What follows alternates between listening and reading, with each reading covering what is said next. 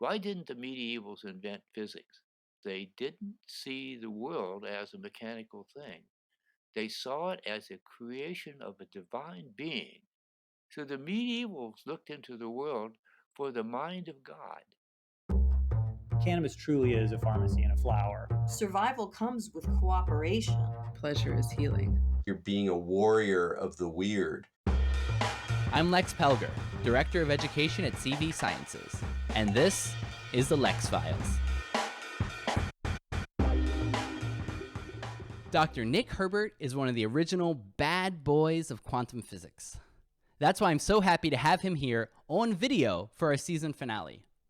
He's a quantum physicist and the author of an excellent primer on quantum mechanics called Quantum Reality, as well as some inspiring books of poetry, two of which have been on my shelf of holy books for years. Nick was also featured in the book How the Hippie Saved Physics, Science, Counterculture, and the Quantum Revival by David Kaiser. This book is a great history of the early days of quantum mechanics, as well as the countercultural heroes of the 60s and 70s who made important contributions with the work of the Fundamental Physics Group that started in 1975. These thinkers wrestled with paranormal phenomena, strange thought experiments, and dreamed up lab tests to experimentally prove or disprove their theories. Today we start off talking about the fundamentals of quantum reality, but we quickly delve into Nick's idea of quantum tantra, a poetic take on how quantum mechanics might be our more mystical doorway to nature. This is Nick at his beautiful best, delivering new ideas that we hope will spark new perspectives for you to explore and to contemplate. We'll put links in the episode notes so you can visit Dr. Herbert's blog to read his poetry and look at his research. But if you really want to get a glimpse into his ever-sparkling mind, please sit back and enjoy this interview with Dr. Nick Herbert. And we'll see you again in the fall. Hello, everybody. I'm very pleased to be here today with Dr. Nick Herbert. Thanks for joining us. Hello. Hi, Lex. This is my first video interview with you, so I'm very excited. Okay, great. This is only our second ever video interview. How did you become one of the hippies who saved physics? Probably the one-word answer is acid. I was a physicist at Stanford, a graduate student, and in 1963, some friends convinced me to take something called a consciousness expansion substance, and it was LSD, and 1963, and I became convinced then that physics was small compared to the problem of consciousness. So I resolved then to solve the problem of consciousness rather than the problem of elementary particles. I'm still working on that. And so what was it like to have that insight, but then you went on to get your PhD and to do very hard particle physics type work with nuclear material, and then go on to more out there ideas? What was it like to make that transformation? The first thing after the acid wore off is, and what do you do? What do you actually do? I couldn't think of anything to do except finish my physics degree, but stick with that problem. And whenever anything strange came up, I would follow it. So the next strange thing that came up was right in my field, something called Bell's theorem. And Bell's theorem is a funny thing in physics. It seems to say that everything is connected, entangled faster than light, which is impossible in physics. So here is a result in physics that seems impossible.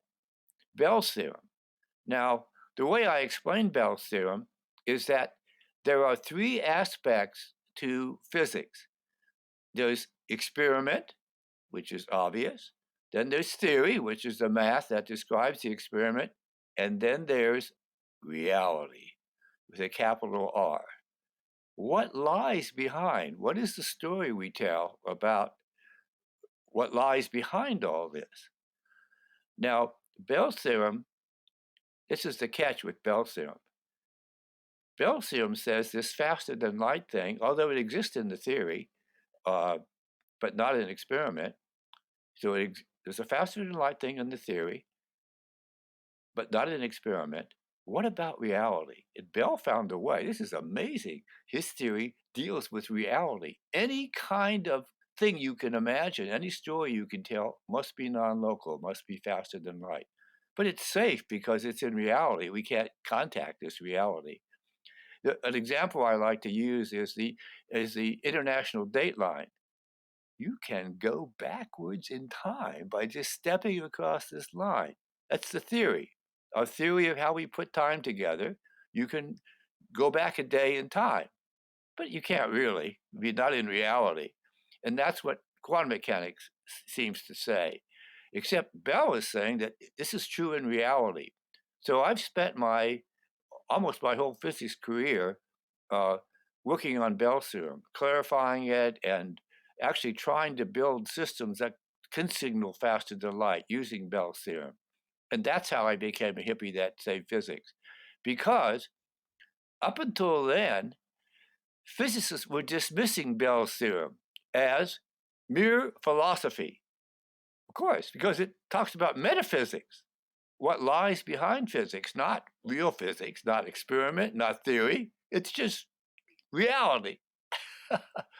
Now, the thing about quantum reality, as I mentioned in my book, is that we have in quantum reality, it's a book about reality, quantum reality, is that we have this marvelous theory, quantum theory, that explains the most incredibly small, tiny things to 13 decimal places and has never been wrong. It's got a perfect theory, and quantum theory allows us to do experiments we could never have even conceived before. Really subtle things. Quantum computing now is doing things that humans can't even visualize, and that's the catch. We've got a good theory, we've got great experiments, but we don't have a picture of quantum reality. We don't.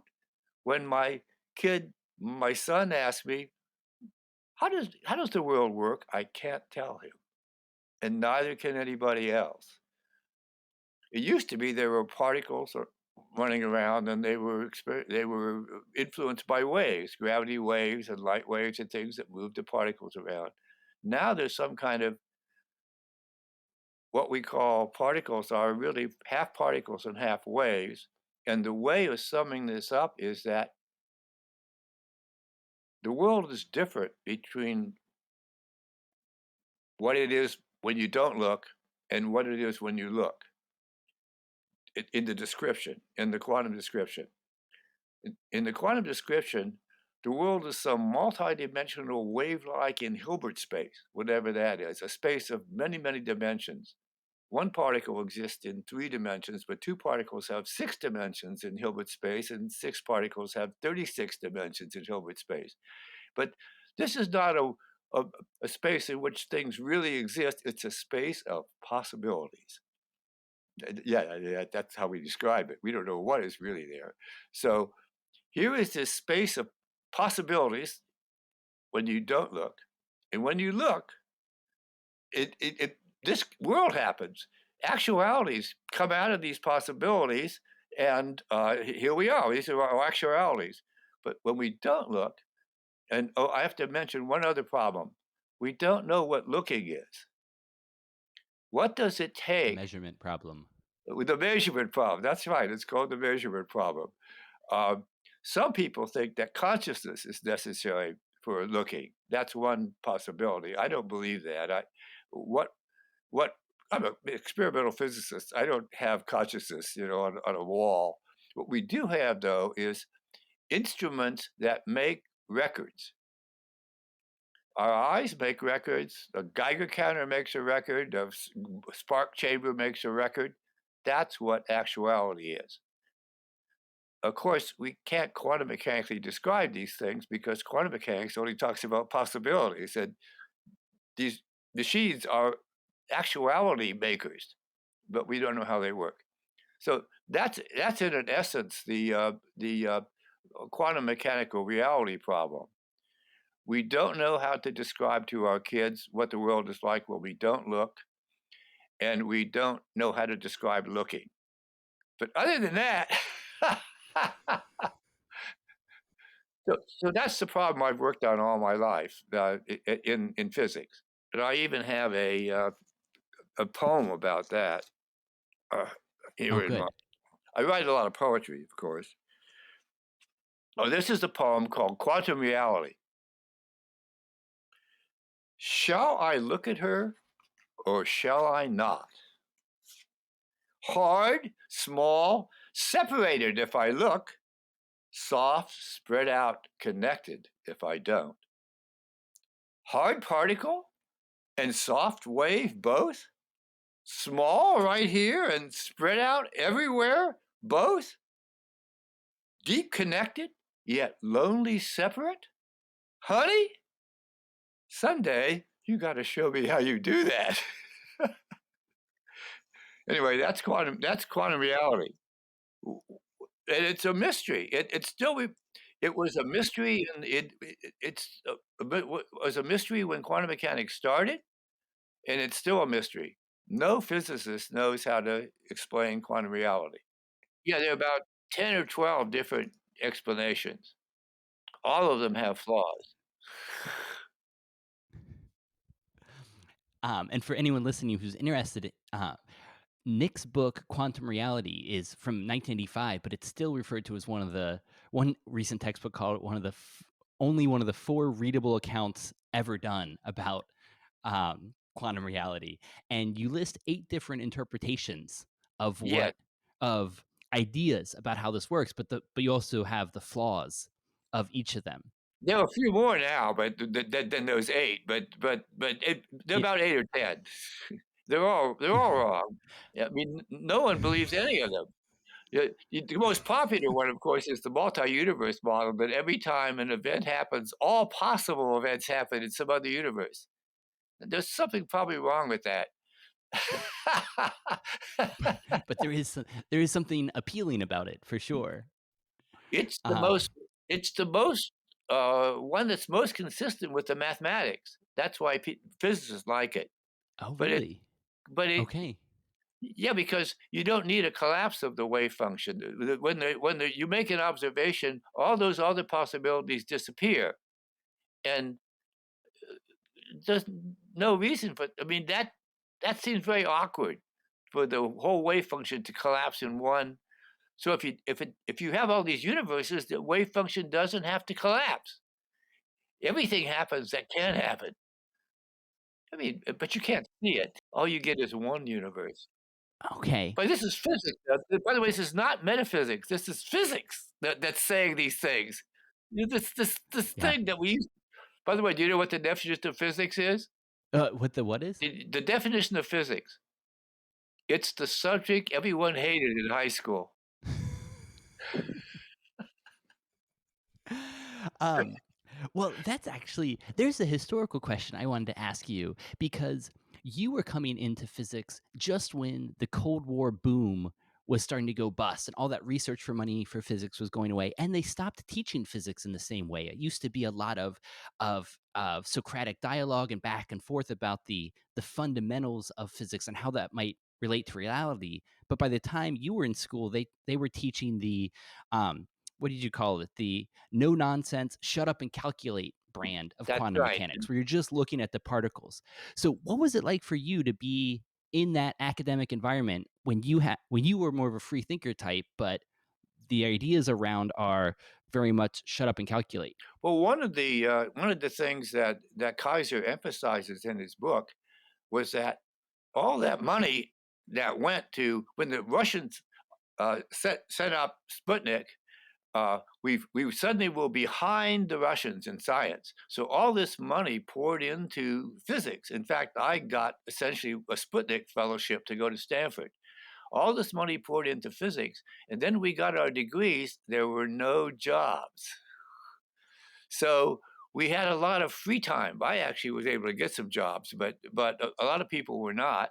So there were a lot of taxi drivers running around with PhDs and lots of time on their hands. And that's essentially how the fundamental physics is how Kaiser tells the story. It's more or less true.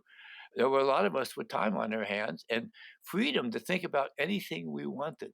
So the foundations of quantum mechanics and Bell Serum were our topics because no one was working on these. No one wanted to. Yeah. They were all trying to get jobs, in space programs and such. Yeah, I got my first job at Memorex, the company that made video and audio tape. That was a lot of fun. Very practical, of course.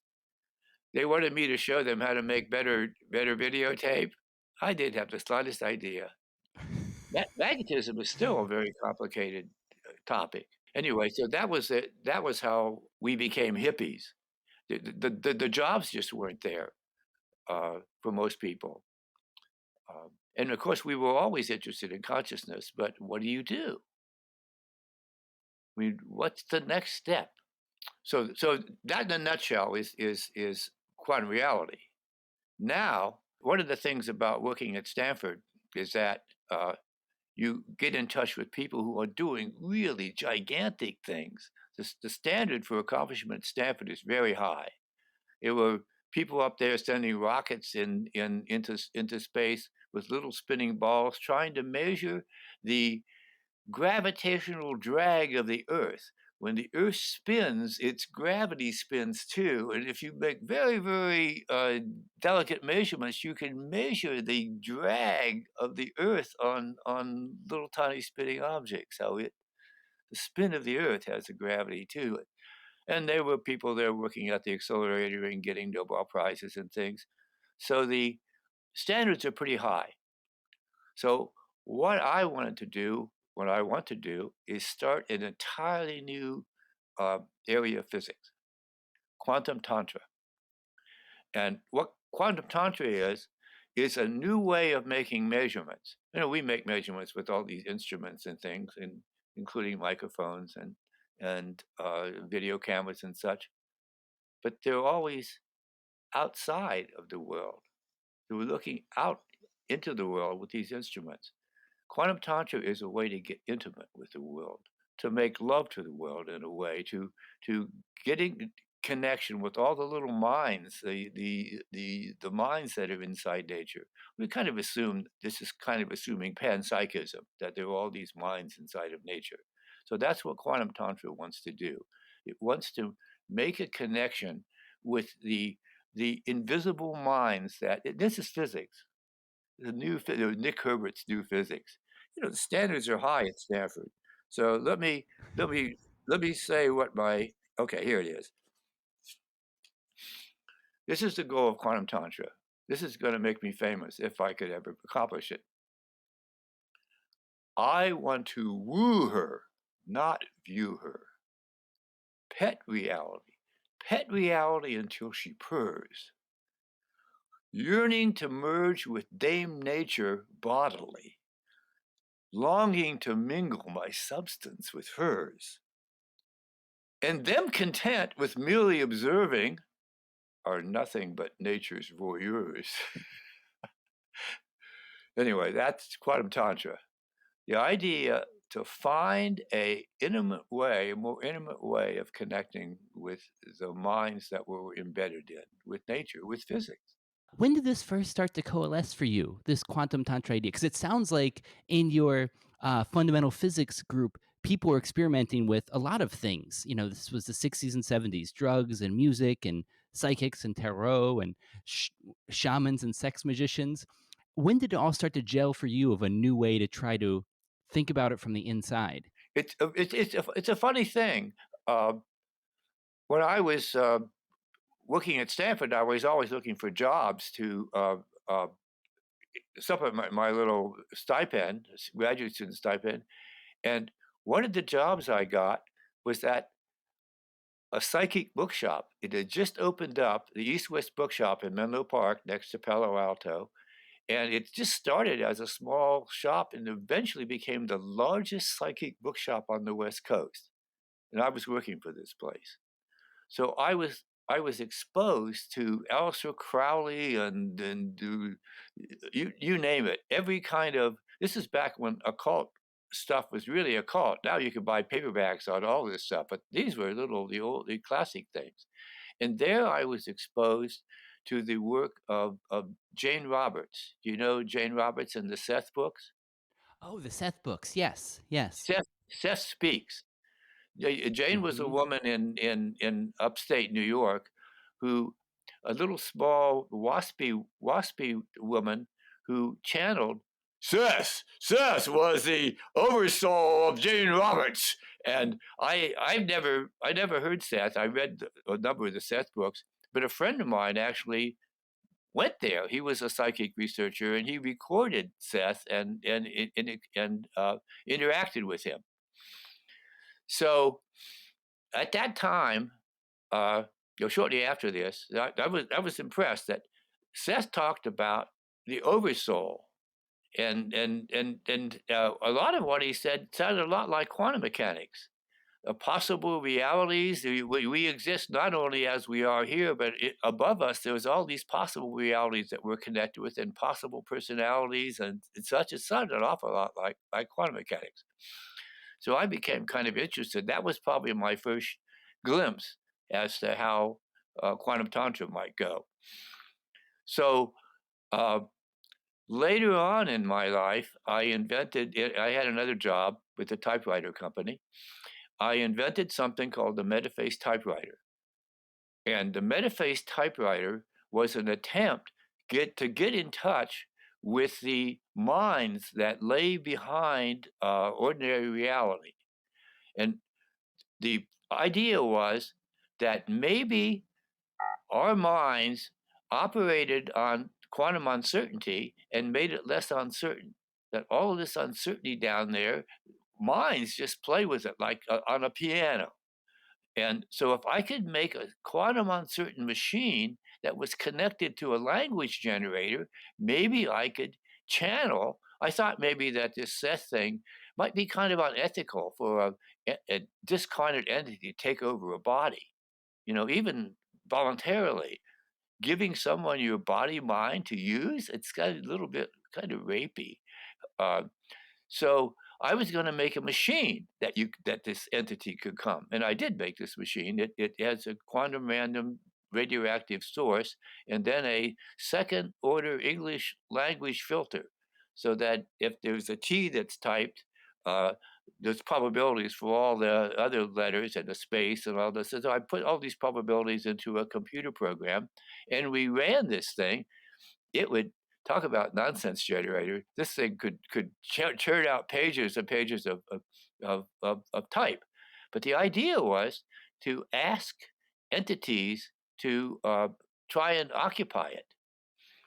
Our most famous one was an all-day session to try and contact Harry Houdini on the 100th anniversary of his birth. He said if he could come back from the dead, he would try. So we set up this typewriter actually at a hospital in San Francisco, a computer section, and my boy and some kids were running around screaming, "Houdini's weenie, Houdini's weenie!" And one of the guys took acid there. We were watching it, and the typewriter went on churning and churning and churning, and there was not much that happened, except the very first line was typed over and over again because there was a glitch in the feeding mechanism, and it printed out in an infinite time. That in an infinite time, of course, all possible messages would come, including messages from Houdini and all of that. So we thought that was kind of a joke. But probably the most important aspect of this was I had the typewriter running, and I asked it was in operation, and I had my friend Bill Coates, who knew Jane and Seth, to go to Seth and interview him and ask him if there were any entities on the other side, that physicists maybe, that might want to speak through the typewriter. Here I had a chance to actually interview, or through Bill, a discarnate entity that spoke. So Bill asked Seth, there's this typewriter set out on the West Coast, and maybe one of your friends in the overmind could come and occupy it. Seth says, "I am not interested in machines. I am interested in people." And that was the end of it. So there was a possible link that failed. But I didn't stop there. How do you use physics to connect with nature in an intimate way? I've been thinking about this for years. So I've developed some preposterous proposals. One proposal is, suppose two people stand together in coherent light. Will they be coherent? Will they be brought together? Will they be entangled? Now, you don't want to stand in front of a laser because you might be blinded, but you might want to go out under the stars and look at starlight, because starlight, unbeknownst to most people, is extremely coherent. There is something called the coherence radius of stars, and the further away a star is, the larger its coherence radius. So I picked the star with the smallest coherence radius, which is Betelgeuse.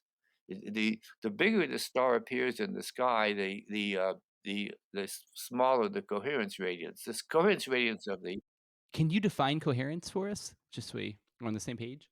Oh, that's a good idea. Coherence is when all the light waves are moving in phase. The light from from lamps and the sun is mostly not in phase. It's all pretty random. But if you go smaller and smaller, there's a region where the light is all moving in phase, and that's this coherence radius. The coherence radius of the sun is a fraction of a millimeter, so it's mainly random light, except at this very small level. So you can't do interference experiments with light from the sun unless you focus it down to this small thing. But the coherence radius of Betelgeuse is 6 feet. That the light from this star, if you're in a radius of 6 feet, is all vibrating together all at once. And other stars are larger coherence. This has been measured, by the way. You look at the star and you try and do interference experiments, and you move the interference mirrors further and further apart, and then when it stops doing interference, you know how big the star is. It was a way of measuring the diameter of the stars before we could actually see them. So what the stellarator is, is a deceptively simple instrument. It's just a tube, hollow tube that you look through. So two people get together and they hold up their tubes and they look at Betelgeuse, and it might help if you've had a little marijuana or something, and then you just experience, what happens when you look at the star and then when you don't. This experiment was a failure, but it was a lot of fun to do. Another preposterous experiment is called the Lunarater, and this one uses the moon as a subject. You look at the moon, but not through tubes, because the coherence width of the moon is about the same as the sun. It's pretty small, but there's a half-silvered mirror that's in the Lunarater, and so the moon reflects off the half-silvered mirror to one person and then to the other person, and now both people are gathering photons from the same moon, so they're entangled. You look at your image of the moon and I look at my image of the moon, and we're competing for those photons in a kind of quantum entanglement. Now, I have built one of these, but I've never tried it with anyone. I don't think it would work, because mathematically, we can't get entangled, because we're still using these machines, our eyes. Our eyes are objective machines that make records and collapse the wave function. So this probably wouldn't work, but that's the kind of thing I'm thinking of. Interacting with the minds that are in nature is going to be really hard, although some people have claimed to do this on drugs. People have connected with trees and plants and things on substances. But interacting with another human being using quantum mechanics, see, that's the thing. All sorts of people have reported amazing connections with people and with plants and things, and through meditation and all sorts of things. Their histories of this going on. There are whole societies that try and do this. India, for instance, is one example, in Tibet, where people spend their whole lives trying to accomplish this sort of thing. And we in the West are handicapped in this quest because, first of all, we don't have enough time. We're distracted by so many things. We can't have 15 minutes of meditation. Secondly, our society doesn't honor these sorts of things, so it doesn't support this kind of research. But our society has one advantage that none of these traditional societies had or do have for the most part. We only have one advantage.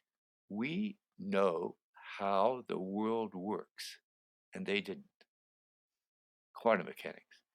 We possess quantum mechanics. And so this is the lever that we could use, our culture could use, to connect with these minds. Of course, drugs too. We have some good drugs, but that's just chemistry.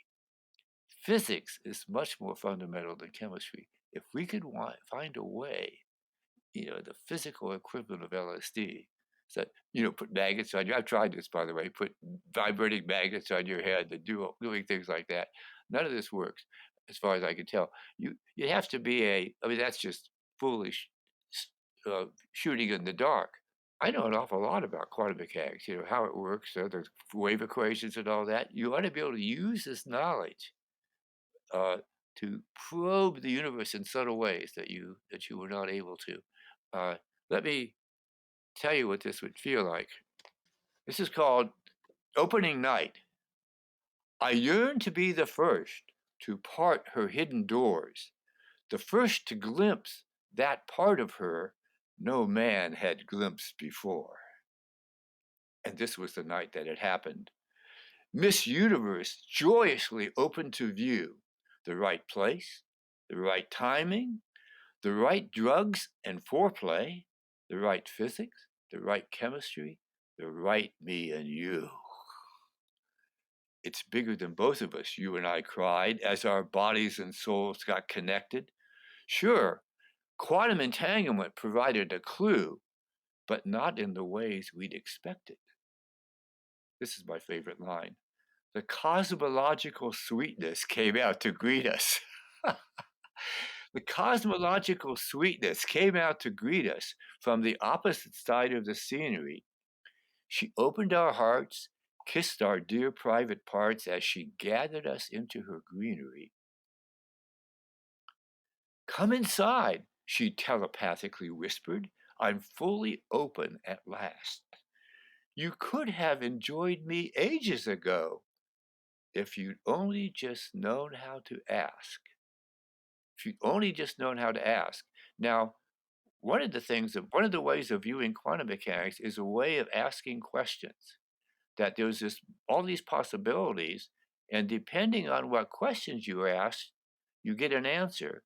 And there are restrictions. If you ask a question about position, the Heisenberg uncertainty principle says you can't now ask a question about momentum. So most quantum variables are paired like that. You ask this question, you can't ask that. So, come inside, she telepathically whispered. I'm fully open at last. You could have enjoyed me ages ago if you'd only just known how to ask. So learn to ask the right question. I was a hidden treasure, and I yearned to be uncovered. I craved to be seen, to be played with, to be worshipped like a lover. You finally learned to ask the right question in your touchingly awkward and blundering way. Come take your fill of my long hidden pleasures. I love to give them away. So we were taken in as a twosome, and lover nature made us three. But what we found inside her nest was monogamous polygamy. Where spread out wave and tiny particle were jokes for the physicist.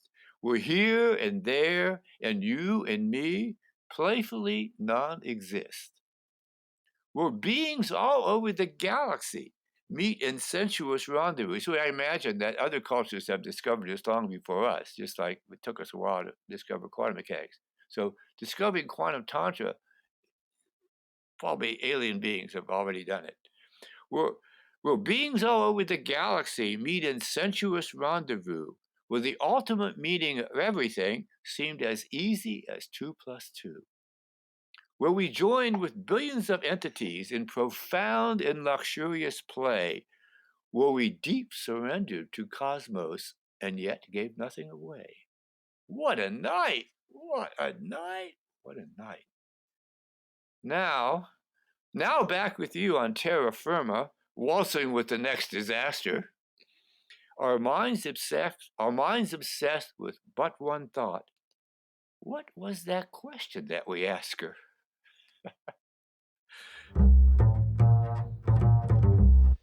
It's stressful times in a stressful world.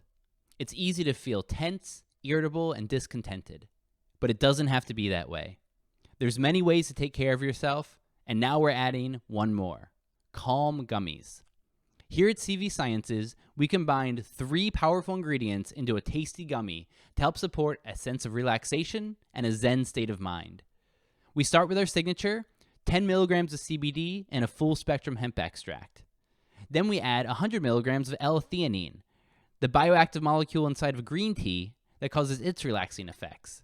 And then 50 milligrams of 5-HTP, an amino acid that is a precursor to serotonin, often called your neurotransmitter of contentment. So it's these 3 calming ingredients all together in a delicious gummy flavored with organic cane sugar and organic tapioca syrup. It's a wonderful and cost-effective way to give you a sense of relaxation and to support a healthy stress response. For 25% off, use a coupon code LEXFILES.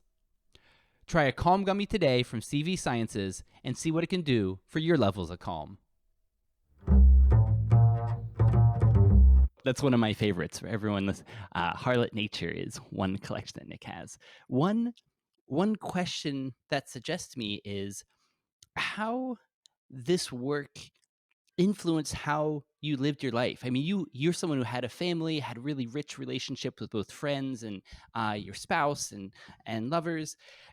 How did exploring all of this quantum possibilities help you to live with more purpose and joy? Well, first it put me in touch with a lot of weird people. You got to understand. I've got this blog site that attracts a lot of odd people, Quantum Tantra blogspot.com. So I'm rarely bored. I have been drawn into a lot of strange projects. I'm a frequent guest at Esalen and in Esalen Institute in Big Sur. One of the ways we hippies were honored in saving physics was that Mike Murphy at Esalen gave us Esalen for about 10 years, where we could invite anyone we wanted to, any physicist and even non-physicist, to hang out and talk about the fundamentals of reality, about metaphysics and Bell's theorem and quantum connectedness. I mean, what a gift. And that's what led to my book, Quantum Reality. But then we also did a couple of things on consciousness and on miracles and such. There's a guy named Jeffrey Kripal, who's probably the most imaginative religious thinker of his time. He's actually thinks that all religions started with some kind of breakthrough into the world, some kind of psychotic break, some kind of vision. And Catholicism started that way, Muslim and Judaism and stuff. And he says, well, religious historians study these things, but I want to study them now.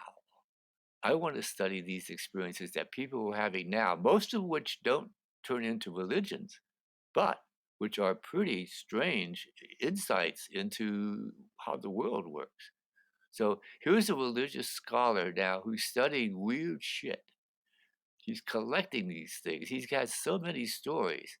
And my favorite one was being invited to Esalen on a seminar that was devoted to St. Joseph of Cupertino, the monk that could levitate. It was a guy there that had written a biography and translated a contemporary biography in Italian of this guy who could, for 30 years, this guy would fly into the air spontaneously. And the church was really worried about him because he might start a new religion like Protestants, and Protestantism had started about 100 years ago. Oh, he might.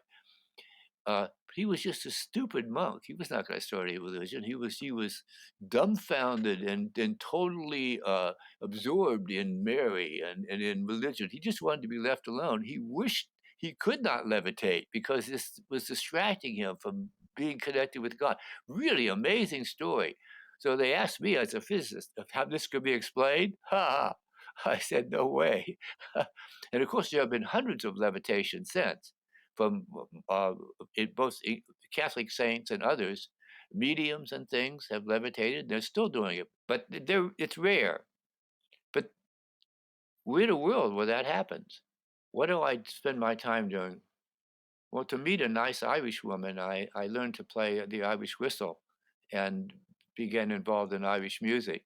And we started a band called Blarney, a four-piece band, and actually got some. We went to St. Patty's Day parties and were on the stage twice at a little theater in Santa Cruz, and we were only stopped in our paths by the COVID thing. We don't play anymore except outside. We get outside and play, but it's a wonderful.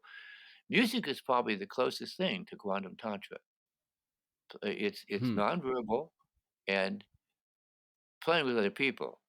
I mean, that union that you achieve when you play with other people is really remarkable. It's beyond words. I really that's one of my favorite ways of getting together. And there are people who have, of course, tried this with nature. People who have played, saxophones to whales and things of that sort. And there's a friend of mine, maybe I'll think of his name, who was involved in swamp jamming. The sounds of a swamp with all those animals and frogs and things making all their noise. He recorded that on a synthesizer, these synthesizers and played that sound back on a keyboard.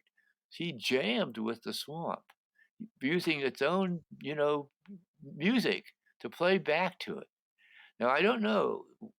I haven't seen a report of this. He did this a long time ago, but this is the kind of experiment. There's a nice way. It's not quantum yet because it doesn't use quantum mechanics. It's kind of a classical way of merging with nature. But maybe, quantum mechanics, since it's all waves, we can find some way of doing music with nature. Nature produces Hmm. these quantum waves, and before they collapse, we produce other quantum waves that merge. Oh boy, I'm just thinking of this right now. You brought this out. Yeah, using quantum possibility waves as a musical medium. You heard it first here. Where would you start? Well, we start with light. That's what we do. We start with light. Modulated light waves. Well, anyway, I'll think about that.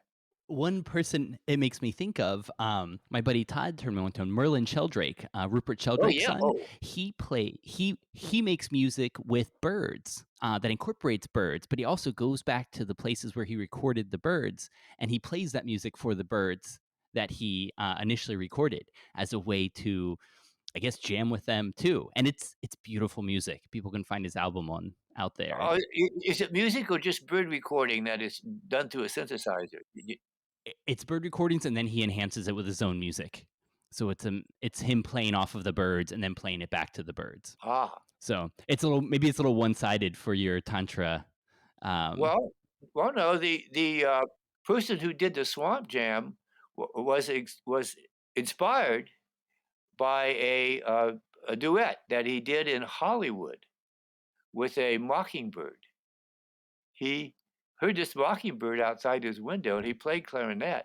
So he went out there and he played the clarinet, and the mockingbird would sing back to him, and then he would play the clarinet again. And the mockingbird, they had a little duet there in the middle of Hollywood. for me, this is what's so exciting about your work, Nick, is the quantum tantra of how much fun the world can be, how much, how there's something that looks like the real old magic. And it's actually one of the questions I wanted to ask. you've talked about, you just mentioned supernormal phenomena like levitation, but you also, during the 60s and 70s, looked at things like telepathy and clairvoyance. So, what's your take on this supernormal phenomena? Like, how much do you believe in it? How do you think it might be working, if any theory even fits? My friend Bob Erickson, a doctor, said, I asked him the same question, what about paranormal phenomena? And he says, Nick, you explain to me how ordinary consciousness works, and I'll tell you how telepathy works. We don't even know how ordinary consciousness works. So how are we going to explain these things? Or we don't have any. We don't have any. My bottom line is, I know that there is more to life than what appears on the surface. I know this. I've had experiences. Other people have had experiences. Levitating monk is a big deal, but we've all had these revelations that life is more than it seems. So that's the bottom line. Life is more than it seems. What do you do with this? That second part is the hardest. You keep open to phenomena. Pay attention. That's I think that's probably Jeff Kripal's also attitude. You pay attention, and these things will, come to you, and they'll come packaged just for you. You only get the kind that you can accept, and I've certainly found that to be true. I've stumbled into just the things that seem to be meant for me, the right friends, and the right experiences. Irish music, for instance, was a real surprise. I've been playing Irish music for close to 20 years. I'm still not good. I've been playing with experts. It's a lot of fun to play with people that are better than you. Ugh. It's impressive how you keep on trying, and keep on feeling this. And experimenting with your ideas. We actually had Jeffrey Kripal on the show a couple of months ago, and he's one of the most listened to episodes we've had, and he was great. And one of the lines I loved was how he said that people like him, the people who study religion and people in the humanities, are very staid at this point, and they're very much in their ways, and there's certain academic ways that you analyze things. And it's the physicists like you who are allowed to say the really crazy ass shit, while his fields aren't. Well, that didn't used to be so. Like I mentioned, that physics is the subject we all hated in high school, and is pretty staid and mathematical and uptight. And that all changed. That all changed in the 70s with the publication of Fritjof Capra's Tao of Physics. The Tao of Physics book links physics, quantum physics especially, with Buddhism. And that made physics cool. It was this trippy thing.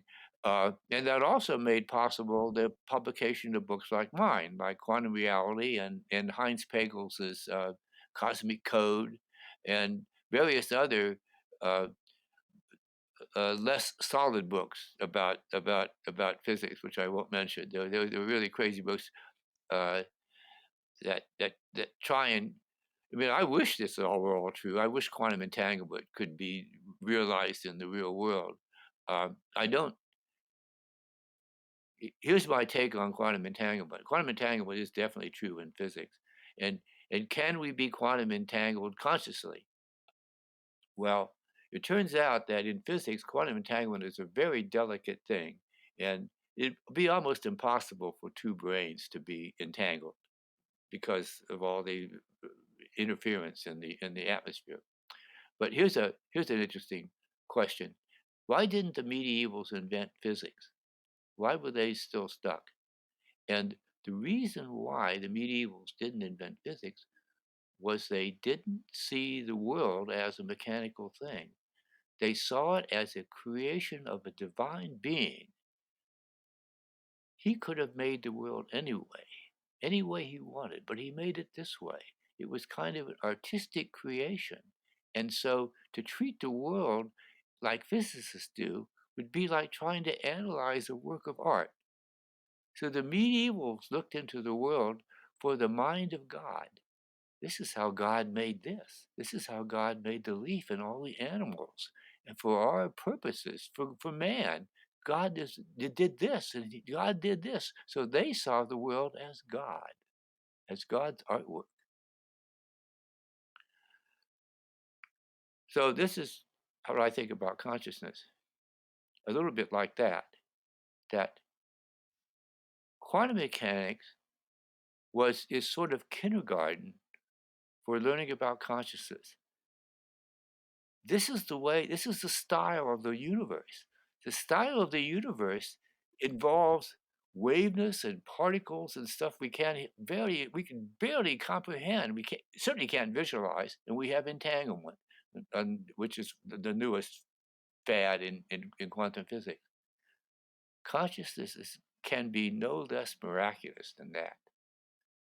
There will be something in consciousness when we finally understand it, like entanglement, but it won't be like entanglement. It'll be, wow, how could this ever happen? So we're just practicing with quantum physics. In quantum mechanics, consciousness will have its own laws, and they will be remarkable.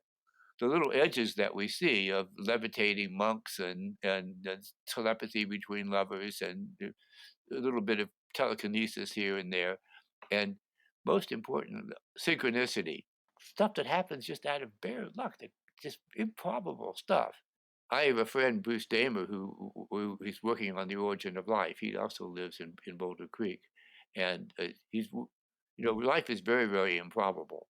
It's just so improbable that all this stuff would get together, all these complicated molecules, and stand up and talk. So he invented something which he called the God detector. He set up on a computer a mechanical model of life where all these molecules would move around and they would connect and they would disconnect and stuff just randomly. But if they connected improbably, that would suggest the presence of a creator, that God saw this happening and changed the probabilities so they were different from classical probabilities. So that never happened, of course, but maybe it happened.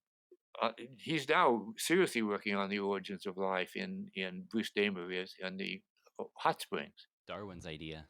So he gets to go to all kinds of hot springs in New Zealand and America and put these chemicals in and see, how fast they synthesize and such. And he's having a lot of fun exploring. This is another one of these weird people that I meet, we're interested in the same thing, improbability and miracles and such, but scientific miracles, not religious miracles.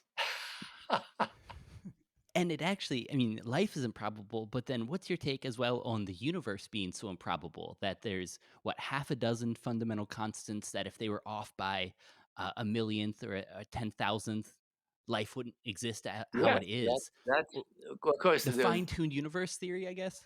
Yeah, but there's of course the anthropic principle. If those constants weren't right, we wouldn't be here to observe them. And there was one of the things at the Esalen. Henry Stapp is a Berkeley physicist that we invited every time to the Esalen seminars because he was so smart. He was our real guide, Henry Stapp. He had a theory of consciousness too, but it didn't go much. What Henry came up with, if the multiple universe model of the world is true, of reality is true, if the multiple universe model of the universe is true, then life is not only possible, it's inevitable. If it has even a non-zero chance in one of these universes, and probably many, it will have to arise. So that's one use of the multi-universe model. All those other universes, there was zillions of them where life didn't arise. Too bad. We're just, lucky. And actually, there was one idea I got through the reading for this was the many universe model helping to explain this paranormal. And since you're the guy who's here to debunk all kinds of things, I've heard that Bruce Damer said that you're the person people send faster than light travel theories to because you're the person to debunk them. So my idea is with the multi-universe theory, if there's a universe very, very similar to this one, is that the one that I might be tapping into somehow when I have uh, a telepathic experience with my wife that seems improbable as I'm talking to that other Lex who is somehow finding it out at the same time? That's an amazing theory. I talk about the muse. You know, sometimes these ideas come to you that aren't yours. They just seem to come out of nowhere. You know, maybe they come from an alternate universe, that there's someone very similar to me who's doing the same kind of work, and it leads over. It bleeds over. And that what you say is, but we may have some connection to these alternate universes. I mean, that would make life interesting, wouldn't it? You know, and that might be a new way to use quantum tantra. So there would be some kind of way to dissolve the barrier between these universes, some substance like Mr. Clean that you just wipe on the surface of this universe and it bleeds over into the other. Would that be something? What would you do with it if you found it? What would be a first thing that came to mind? Well, it would actually depend on it on how it operated, you know, the details of how it operated. I mean, where is this membrane that you apply this substance to? Let's see. Suppose there was this absolutely black surface that was made of something, some quantum some quantum superconductor or something. And if you wiped on this with something, you get access to the alternate universe. Yeah. Probably the first thing would be like a mirror you could talk to the other person. How would you dial it up, boy? There'd be all these. Oh, here's something. Here is an observation that this brought up. There was a person on the web called the Tea Fairy. Yeah, I know her. Her site is now taken down, but she was a psychedelic explorer who really could describe psychedelic experiences like nobody else. She really had a gift of description, and she paid a lot of attention and took a lot of. She was actually a really sober person, but when she went into this state, she kept that soberness and was able to really describe. So there is at the Exploratorium and other places, there are these rooms you can go into that are dodecahedral rooms made of mirrors. So you're in a room that is full of reflections of you. Everywhere you look, you see, you know, millions of yous. So took some kind of drug and went into one of these rooms, and she hallucinated a sphere between her hands, an imaginary sphere. And then she looked in the mirror, and the spheres were there too. How about that? Hallucinations obey the laws of physics. Of course, that's only an N of one. You know, that she's the Yeah. only person to ever report that. Of course, everyone knows what you don't want to do on acid. Look in the mirror. Have you heard that? Or yeah, or that it's kind of a next level kind of thing. You can do it, but you better be prepared for it. You better be prepared You for better what be you get. you better be Yeah. experienced. Don't do it your first time. Uh, One last question I wanted to ask before I think you said you might want to end on a poem was you mentioned synchronicities earlier and you mentioned meaning. And I just wanted to get a last take on what meaning is such a difficult topic in physics. And I wondered oh, what your take is on meaning and synchronicities. well. Well, meaning is essentially the punch in things. It's what we pay attention to. You know, we're surrounded by meaningless things, and then something pops out. Who knows why? It's for us. It's a message for us. Uh, what do you find meaningful among all this randomness? That's a mystery. And of course, this is something that comes in the notion of information theory. Information theory doesn't measure meaning. It measures the uncertainty in the message. So it has nothing to do with meaning. It has something to do with the other possible messages that could have been sent. And I don't know if there really is a science of meaning. communication theory of meaning. How much meaning is there in a yes or no? When I asked my wife, she was living in New Mexico, and we were communicating by mail. Remember mail? We sent these passionate letters back and forth. She was living in New Mexico on a plateau near El Rito, New Mexico. I asked her to come live with me in Boulder Creek. Now, here's a meaningful message, just yes or no. It's only a 1-bit message. She sent me a telegraph saying yes. Yeah, 1-bit message, but look at the meaning. Whew, changed my life. Speaking of meaning, this is the kind of the anthem of Tantra, actually, not necessarily quantum Tantra, but Tantra. It's called Elements of Tantra. And it goes, love every one of my elements, caress my paradox, embrace each phase-entangled photon, hug my molecules, kiss my quarks. The universe is my body. From every eye, the glance is mine. Down every river flow my fluids. In everything resides my mind. I loved you inside your mother's womb. Your every atom have I kissed. I've made you everything you are. You treat me like I don't exist. When you open your eyes, you gaze on my body. You taste my flesh with your lips. Every smell is my sexual attractant. Every touch is my kiss. Come open your sensors to nature's flirtations. Come lend your step to my dance. I'm only 14 billion years old, but I'm eager and ripe for romance. Love every one of my elements, caress my paradox, embrace each phase-entangled photon, hug my molecules, kiss my quarks. Elements of Tantra. That's beautiful. Thank you, Nick. I was given that by my muse. This poetry comes out of funny spaces. It really does. If you look on my website, you'll get my latest one, the color lines.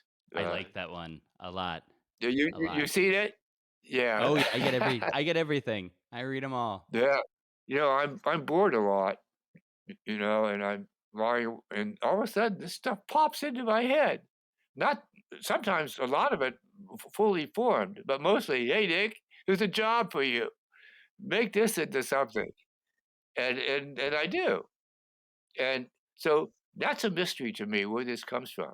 The universe next door, maybe there are disembodied spirits that are when we were Catholics. I was raised Catholic I was a Catholic for 20 years. We were told that we each had a guardian angel that was assigned to us to protect us and guide us. That's an interesting concept, isn't it? I don't know. I had a pretty good angel, I would say. Whoever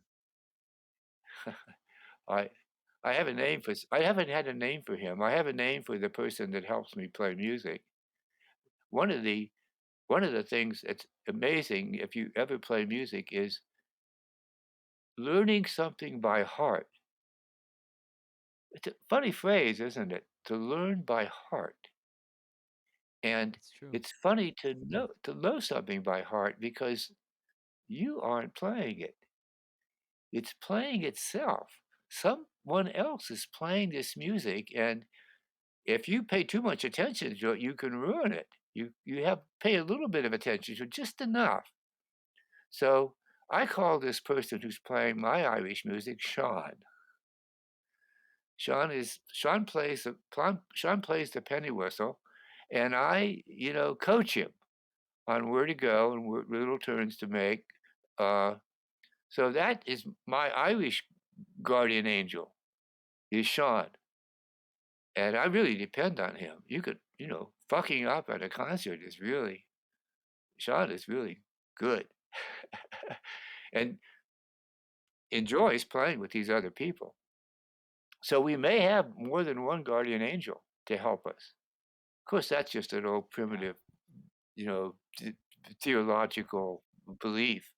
No substance to it, like guardian angels. Come on. But one can hope. We need all the help we can get, though, humans. Angels and ancestors. Angels and ancestors, yes. One wonders where the dead go. Where did they They go? come back as our granddaughters. Some think so. Yeah. Well, Nick, thank you so much for taking the time to share with us today from your long and intriguing and illustrious career. Well, thank you for the opportunity. I didn't want to do this at first, because I thought I had nothing to say. But that wasn't true, I guess. You led the longest running series of workshops in Eslen's history. You've Well, enough that's for an true, hour. But that was past, What about, hey, like they say, what have you done lately? Well, lately you've given us a lot to think about, and it was great to see you again. Thanks so much for taking the time to talk with us today. Well, thanks, Alex. Thanks very much. Thanks for tuning in. To listen to other episodes, check out pluscbdoil.com or subscribe to the CV Science YouTube channel to see each new episode. And if you'd like to buy any of our fine products at pluscbdoil.com, use the coupon code LEXFILES for 25% off.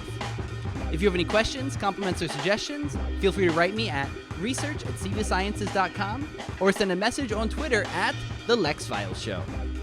If you enjoyed this program, please give us 5 stars, like us on YouTube, or share a link to your social media. It means a lot to us. And I hope keeps diapers on the baby's butt, huh? The Lex Files audio and video is produced by Matt Payne. The YouTube videos are by Brendan Cleek and Lauren Hines. Thank you to Tina Molnar and Jasmine Morris for the visuals. The music is by Jake Bradford Sharp. Our sponsor is CV Sciences, maker of America's favorite CBD oil. And I'm Lex Pelger, signing off.